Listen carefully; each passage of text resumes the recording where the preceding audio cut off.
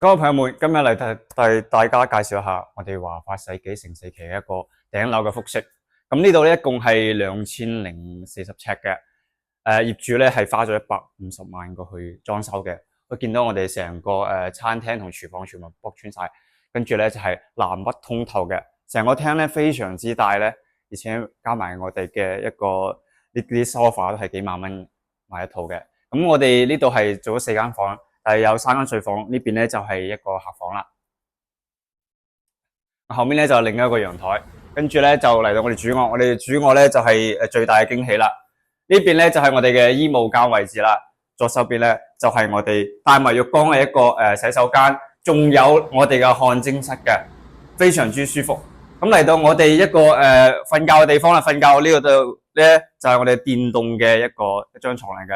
加埋睇翻我哋小區園林啊，加埋我哋嘅一個水庫嘅雙景，非常之靚。咁我哋去睇下2樓。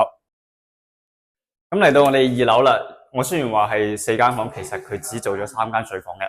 咁我呢邊咧就係一個廁所啦，跟住佢嘅對面咧可以話係個休息室同會議室嘅。所以2樓呢度咧就等於係另一個套間嘅。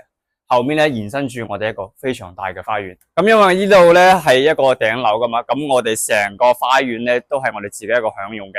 我哋同屋企人咧或者朋友咧坐喺呢度飲下茶傾下偈，非常之舒服嘅。而且係睇翻我哋一個水庫嘅景觀，平時喺度打個關斗都冇問題嘅。